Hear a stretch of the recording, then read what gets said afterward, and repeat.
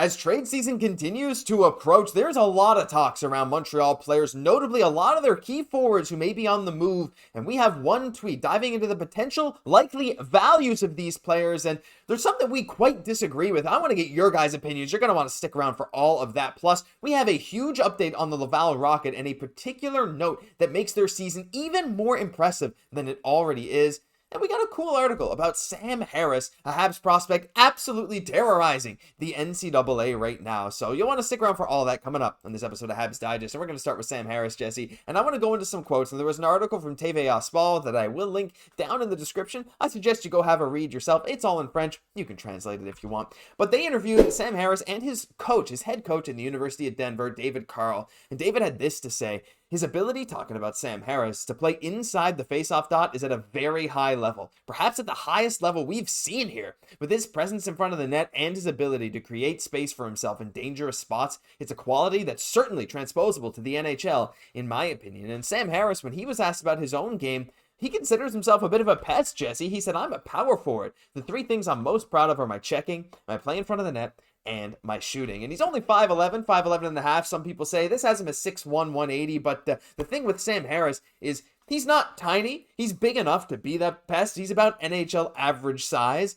However, like, to score 10 goals in 11 games while also considering yourself a bit of a power forward, to me is really cool. He does have some drawbacks, but like, this kind of goal scoring is almost unprecedented for a Habs prospect. And we're going to talk about the things that are kind of in his favor for the pro game, you know, to give the case of why Sam Harris, he'll get his opportunity, right? Like, we know probably more likely with the Laval Rocket, but really nice shot. Mm-hmm. But the big thing in him is like he goes to the net. And you know that if you're able to kind of do that, that's where the vast majority of goals are scored, right? We see what Gallagher does playing that type of game. Like, there's just so much success to be derived by really playing this way. So you have to feel like with Sam Harris is like the one drawback, the reason why he was selected in the 5th round is because of the skating.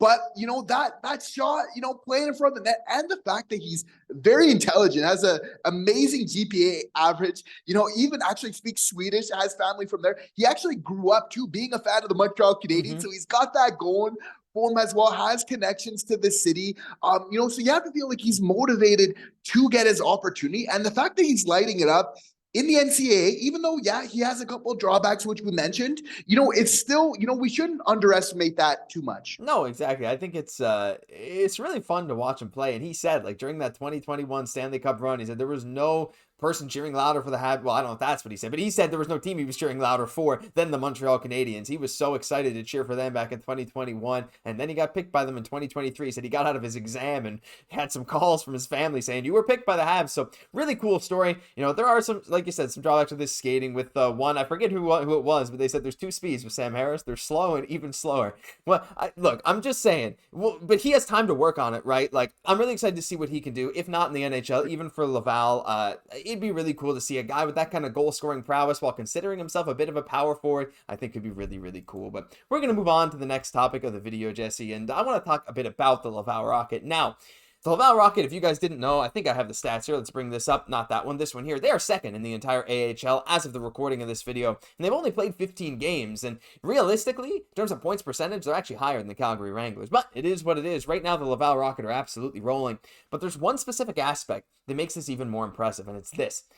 The Laval Rocket are the 5th youngest team in the AHL. This was sourced from Elite Prospects. The only teams younger than them, the San Diego Gulls, Belleville Senators, Manitoba Moose, and Springfield Thunderbirds. Do you know where all those teams are in the standings? Every single one of the 4 teams above the Laval Rocket are bottom 2 in their respective divisions, with the best of them being the Belleville Senators, who are still 17th in the entire AHL and right at the bottom of the North Division, which Laval plays in. You can see San Diego's there at 30th, Manitoba's at 28th, Springfield's at 23rd, Belleville's at 17th. They're all in the bottom half of the league, yet the Laval Rocket are on top in second. And Jesse, that is due, we'll talk about the players in a bit, that's due in large part to their goaltending, as they have 2 goalies in the top 15 in terms of goals against average, and Connor Hughes and Jakub Dobeš are both also near the top in terms of save percentage, with Hughes being one of the most impressive at a .935 save percentage. This to me, being so young and still being so much better than every team younger than them, is an insanely good sign for the Habs development moving forward. Absolutely. Like, and it's the reason why Montreal, like a big part of their ails so far this year, their woes is like being such a young team. So the fact that the Laval Rocket, while having such experience is really doing this is amazing. And I'm not going to lie, Josh, I was wondering like, will Hughes and even Dobesh's game kind of fall off a little bit? But we're seeing as the season continues, they're just continuing to post very strong numbers, which is a very good indicator of continued success for this Laval Rocket team going forward. And our boy Joshua Wah, like we have to talk about him a little bit here. 13 points in 15 games. I wanted to see him go down to Laval and be the best player on that team, if not just right at the very top. And that's exactly what Joshua Wah is doing right now. This is so big for his career, because we know like he's kind of deciding right now in Laval, am I going to be a top 6 guy or am I going to be a bottom 6 guy? And by the day, that top 6 is getting more crowded in Montreal. So if he looks to have any sort of hope of doing that, he needs to shoot a shot now. Like it really comes down to he's deciding what type of chair, what type of role that he's really going to play. And he's showing right now that, despite the adversity he has, that yeah, he might have that potential to be an actual top 6 guy in the NHL. It's really interesting to see. And hey, we heard from Ken Hughes' comments recently. Like sometimes you just got to let the guys down on the Laval cook. It's not exactly what he said. I mean, look, we love to say that Ken loves to cook. However, it's making it seem like just leaving some of the boys down there, let this team win games, let them find their groove is the best for the long-term Habs development. There's no rush for these guys right now. Seeing Joshua Wah get back to his game is really awesome. So you're very right, Jesse. This has been amazing to watch. I'm very excited to see the Laval Rocket going forward. Let us know what you think of that stat down below. But we got one final thing that I want to talk about in this video and just a bit of trade talk here. So we're getting towards trade season. We're getting towards December. And then, of course, the trade deadline's coming up in a couple months. I know it's far away, but maybe closer than you think. And there have been, there have been people talking about what some Habs players could fetch. And Marc-Olivier Beaudoin posed this question. People had various opinions. But for him, he thinks the ones I want to focus on here are Evans and Matheson, because we've heard Armia at a second, Dvorak at a fourth. Sure. Savard third or fourth. We talked about Savard in a video a couple days ago, so go check that one out if you want to, because I think Savard could get more than a third or fourth. But Matheson for a first and a good prospect, and Evans you could fetch a second. Now, Jesse, look, I'm a huge Jake Evans fan, but Mike Matheson, like, at this point, I know you've been talking like, hey, this might be time to trade this guy. Like, if you can get a first and a prospect, would you even hesitate to trade Mike Matheson? I wouldn't. I doubt it happening, which to be honest for me is a little bit worrisome whenever I feel like management are too connected to players for whatever reasons. He does bring a lot of good things to this team, that's for sure.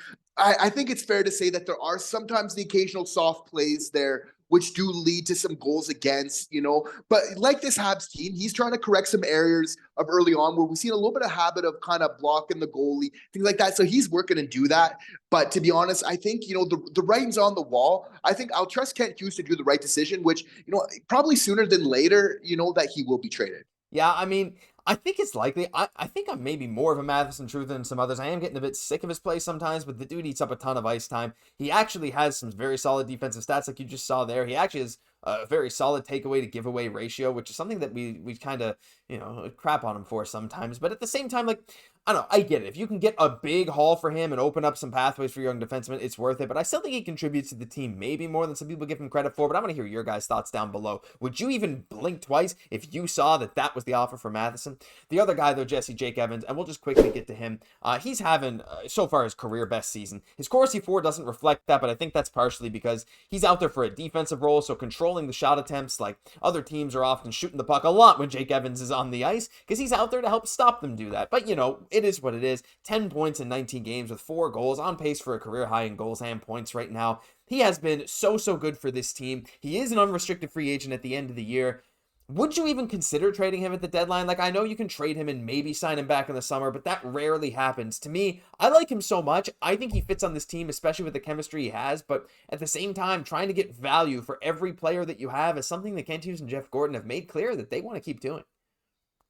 I feel like Evans with this young team, you still want to keep somebody like him where he's not too old, but just enough where he's kind of bringing some experience. I think he's kind of shown a lot of kind of the attributes that we want from this Habs team kind of going forward, building an identity for this team. So for me, it's a no on trading Jake Evans. Yeah, it's tough. It's hard to say, man. I love Jake Evans. I would love to keep him around, though. Like, if it's just a second round pick dangled in front of me, that could be something. But, like, realistically, like, it could be a player better than Jake Evans, but you still have Jake Evans. Like, I don't know. To me, I keep him around. I would love to see him back in Montreal to make it easier. I suppose not literally, but in general, if players stay with a team until the offseason, that team can have the time to talk to them about an extension. So I'd like to see that. But I want to hear your guys' thoughts down below. Are these players higher value, lower value?